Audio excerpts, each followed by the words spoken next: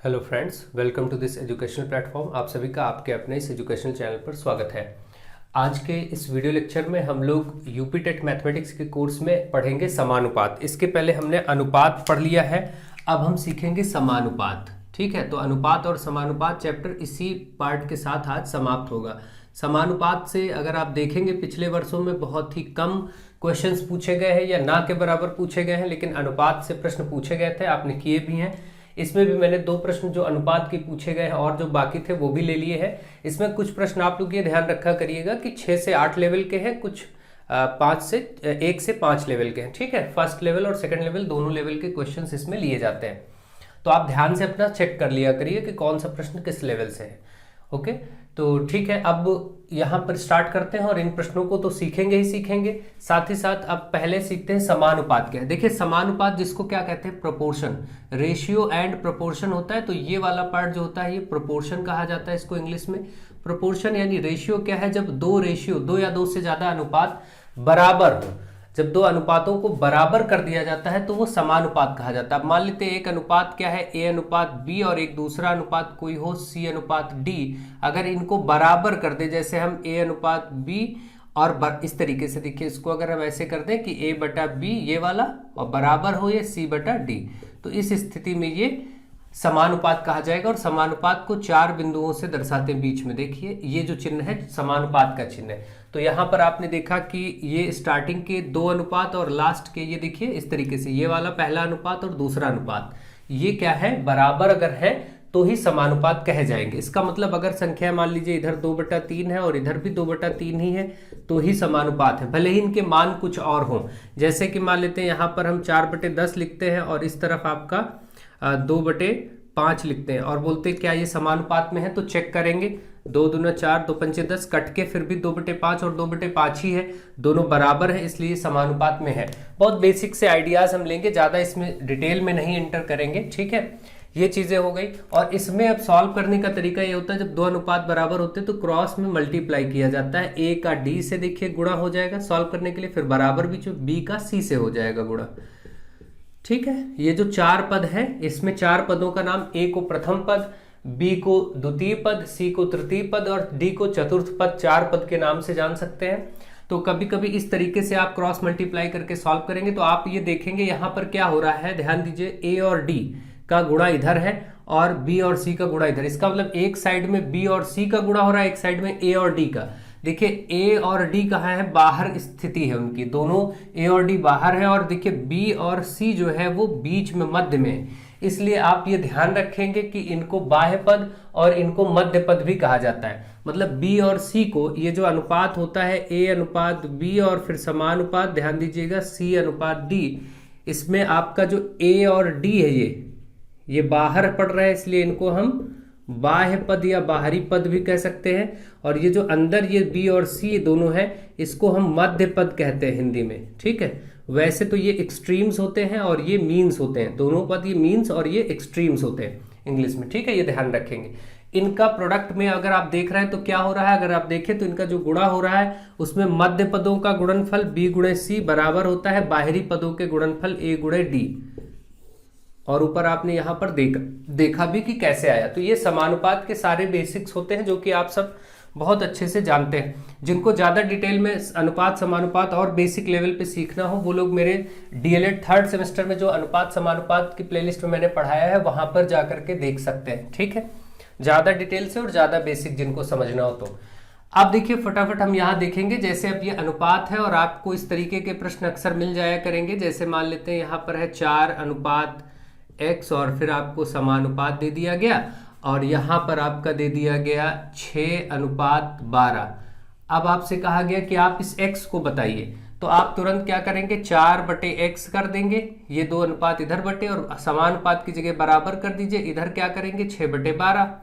अब आप cross multiply करिए इसको, तो 4 गुणे 12 इधर हो जाएगा और ये 6 गुणे x उधर हो जाएगा, ये 6 इधर आएगा, 4 गुणे 12 के नीचे 6 अपॉन में हो जाएगा बराबर x, और ये आप काटेंगे तो देखिए 4 एकम 4, 4 दूने 8 और 2 एकम 2, 2 छंग 12, इसका मतलब x बराबर 6 आ गया। ठीक है, इस प्रकार से आप देखेंगे आराम से, आप यहाँ पर x बराबर 6 आपका आ गया।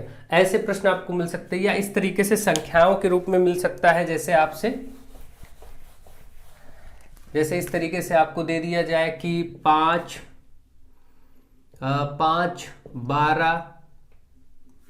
12 और इसके बाद आपको दे दिया जाए 15 तथा x समानुपात में है। 5 12 15 तथा x समानुपात में है, तो x बताइए। तो आप ऐसे क्या करेंगे, वही पहली दो संख्याओं का मतलब 5/12 पहली दो का अनुपात लिखेंगे, 5/12 बराबर करेंगे दूसरी दोनों संख्याओं का यानी 15/x, ऐसे कर लेंगे।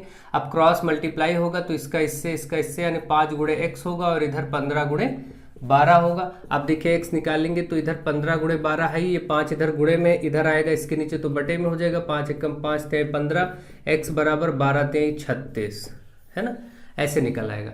तो इस तरीके से प्रश्न आपको मिलेंगे और आपको करना रहेगा। ठीक, तो मुझे आशा है आप ये समझ गए होंगे अनुपात और समानुपात किस प्रकार से किया जाता है। अभी इसमें भी कुछ प्रश्न है हम लोग करेंगे।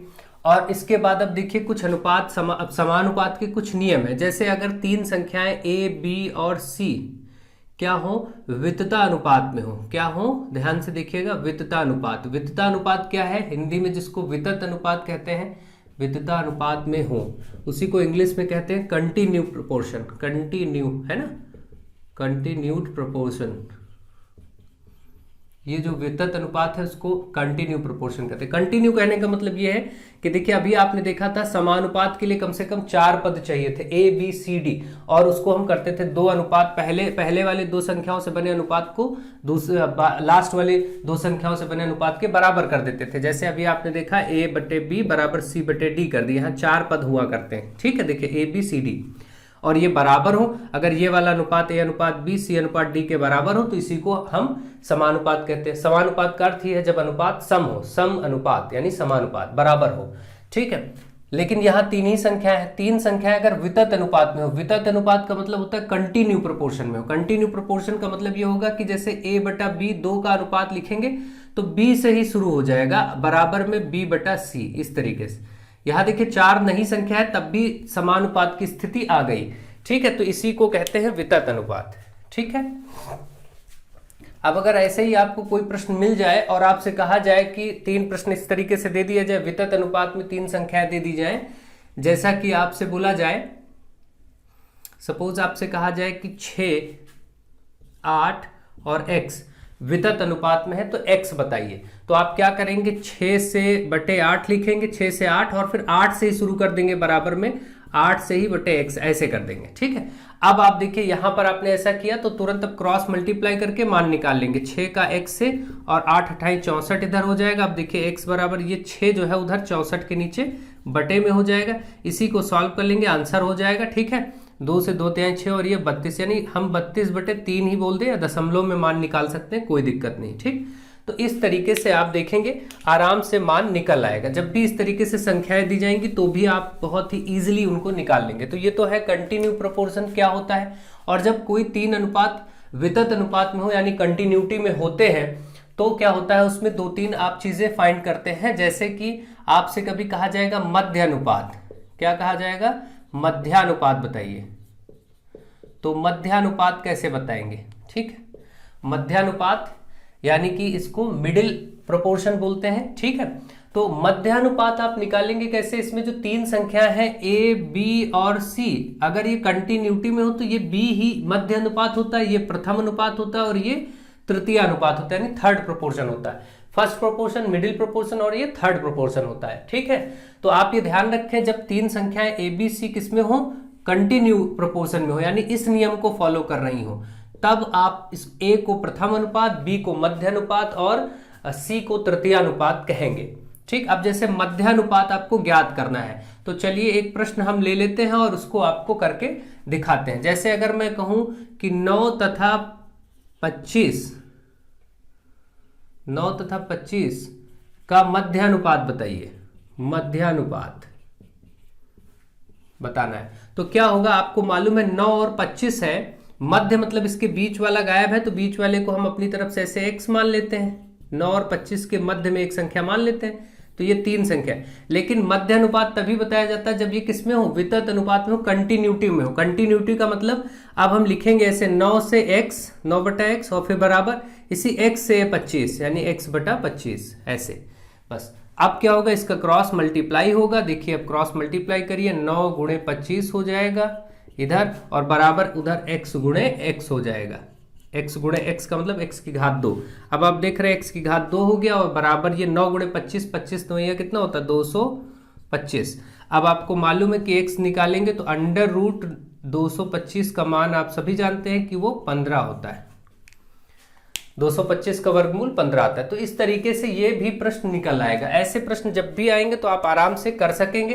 तो मुझे आशा है आप ये सारी चीजें समझ रहे हैं और बहुत ज्यादा डिटेल में सीखने के लिए आप लोग 3rd सेमेस्टर के मैथमेटिक्स के कोर्स को देख सकते हैं। जिन लोगों को और ज्यादा डिटेल में चीजों को एक एक समझना हो वो लोग उसको देख सकते हैं। ठीक है, फिलहाल के लिए अब मैं क्वेश्चन पर आता हूं और यहीं पर समझाऊंगा। ठीक है, चलिए देखते हैं। पहला क्वेश्चन आपके सामने, यदि एक संख्या का आधा दूसरी संख्या के 0.07 के बराबर है तो उनका अनुपात क्या होगा। बताइए, एक संख्या का आधा, मान लेते हैं संख्या x है, कुछ भी मान लें, या a मान लें या b मान लें, जो भी मान लें।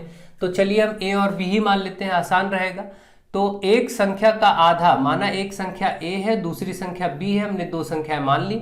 एक संख्या का आधा मतलब a/2 बराबर है, किसके बराबर है, दूसरी संख्या के 0.07, दूसरी संख्या का 0.07 इसी के तो बराबर है। तो इससे लिख लिया, जैसे दिया था वैसे लिख लिया। देखिए एक संख्या का आधा बराबर है दूसरी संख्या का 0.07 के, तो इस तरीके से लिख लिया। अब इसी को आप देखेंगे, इसके बाद आपसे पूछा है तो उनका अनुपात बताइए। बस कोई दिक्कत नहीं है।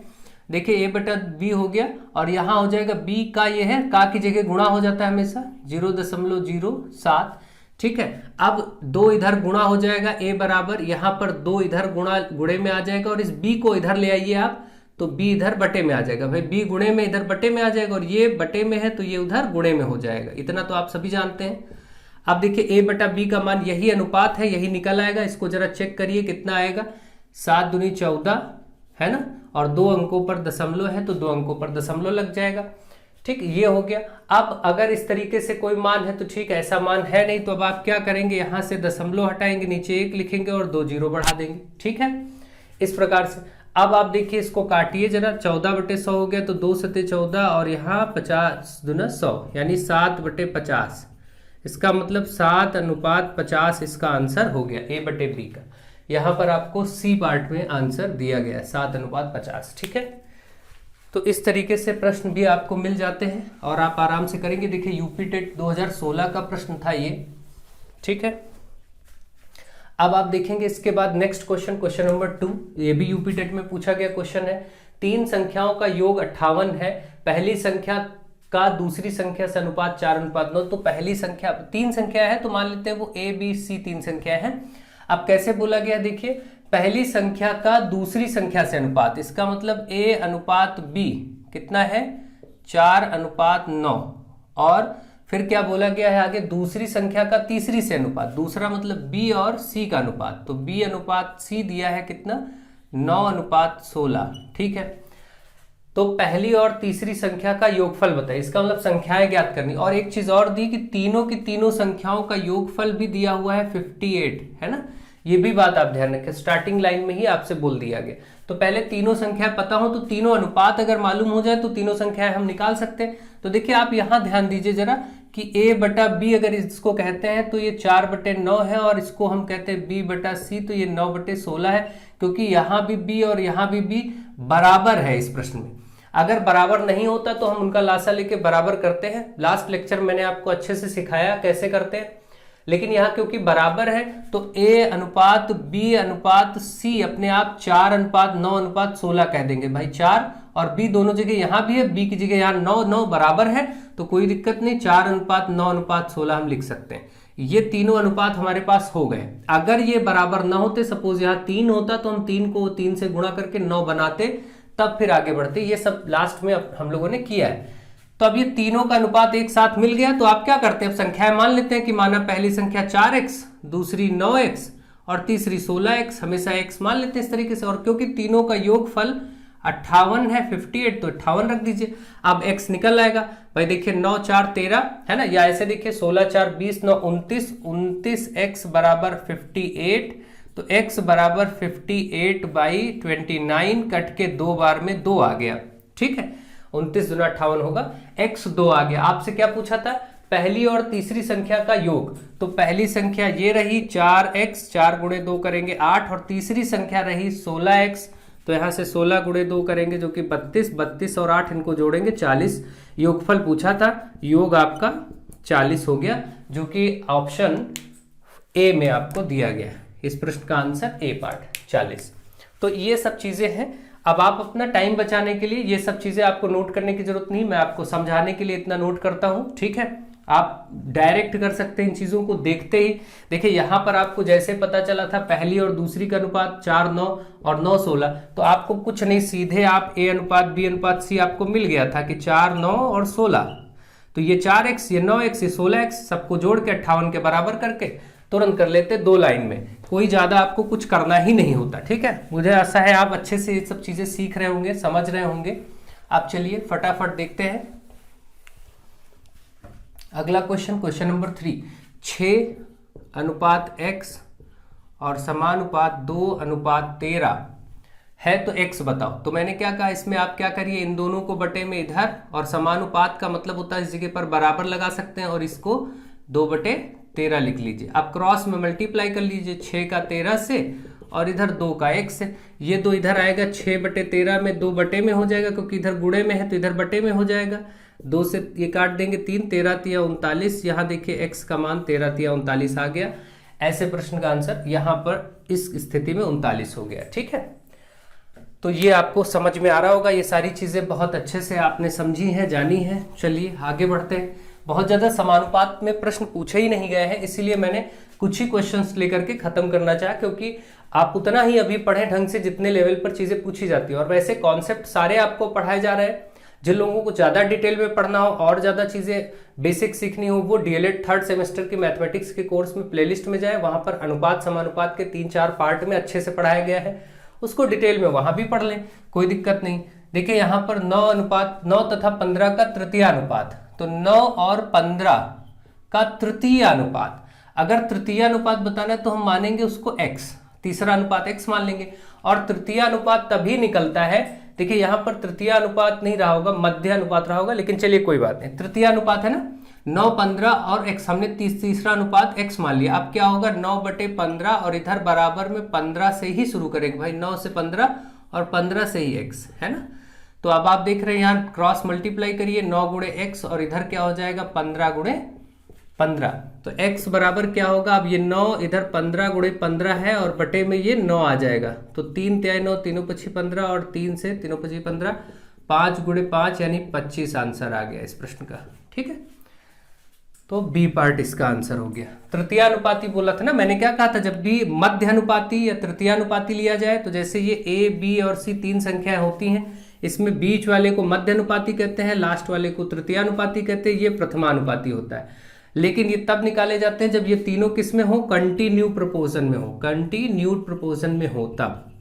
और इसके लिए आप जानते हैं a/b करेंगे अगर, तो b से ही शुरू करेंगे, इधर बराबर में b/c, हमेशा इस तरीके से सॉल्व करने के लिए किया जाता है। जैसे यहाँ हमने 9 से 15 लिया, तो तुरंत 15 से ही x लिया बटे में, और फिर इसको क्रॉस मल्टीप्लाई करके सॉल्व कर दिए। तो आपको समझ में आ गया होगा, मुझे आशा है। यहाँ पर 25 आ चुका है आंसर, ठीक है। अब आगे बढ़ते हैं नेक्स्ट और लास्ट क्वेश्चन, 1/12 तथा 1/75 का मध्य अनुपाती। तो मध्य अनुपाती भी मैंने वही कहा, a b c अगर 3 संख्या है तो बीच वाले को ही मध्य अनुपाती मानते हैं, और ये तीनों किस में होनी चाहिए, वितत अनुपात में होनी चाहिए, यानी कंटिन्यू प्रोपोर्शन में होने चाहिए, तभी आप मध्य अनुपाती निकालते हैं। तो अब आप देखिए, आप एक और चीज यहां से समझ लीजिए, मध्य अनुपाती क्या होता है। जैसे a b c का मध्य अनुपाती तो हम जानते हैं a से b हमको लेना पड़ेगा, फिर बराबर b से ही फिर बढ़ना पड़ेगा c की तरफ, फिर आप क्रॉस में मल्टीप्लाई करते हैं, तो a इधर देखिए b गुणे b हो जाएगा, b का b से गुणा और a का c से गुणा।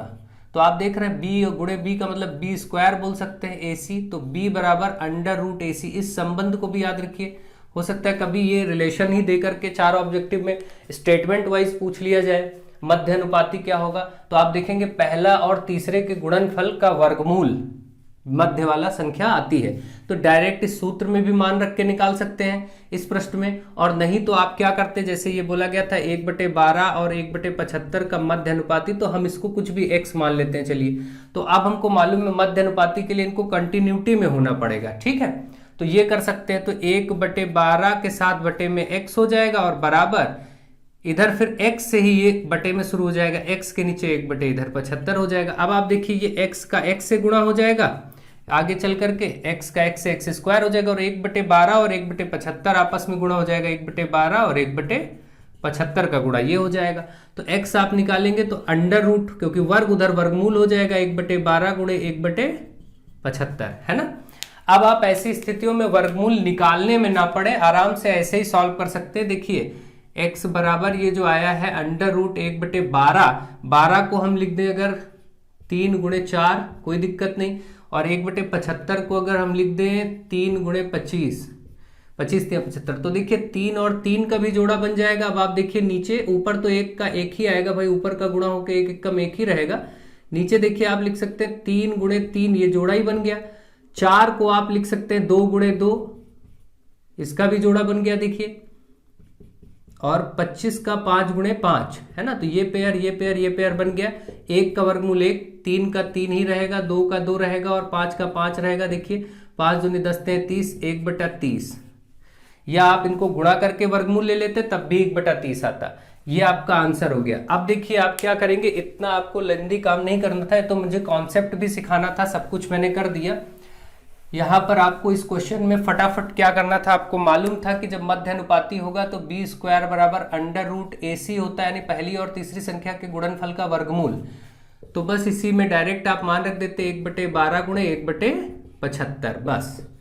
अब आपको मालूम है यहाँ से 1 इसको 3 गुणे 4 कर लीजिए, इसको 1/3 गुणे 25 कर लीजिए। अब कुछ भी नहीं करना, इसको डायरेक्ट आंसर कर दीजिए। देखिए 1 का 1 ही रहेगा, 3 का जोड़ा है, बाहर 3 हो गया, 4 का 2 होता है वर्गमूल और 25 का 5 होता है, बस ये 1/30 हो जाएगा ऐसे। तो झट से ये आंसर निकल आएंगे, आपको ज्यादा टाइम नहीं लगेगा, चीजों को समझने में समय लगता है, करने में समय नहीं लगता, ठीक है। मुझे आशा है आप ये सारी चीजें सीख गए होंगे, समझ गए होंगे। तो आज के लिए रेशियो और प्रोपोर्शन में इतना ही रहेगा, क्योंकि समानुपात से ज्यादा प्रश्न पूछे नहीं जा रहे हैं, मैंने मूल्यांकन करके देखा है। आप भी प्रश्न पत्रों को देख लीजिए और ज्यादा से ज्यादा वीडियोस को शेयर करते रहिए। So thank you to all of you.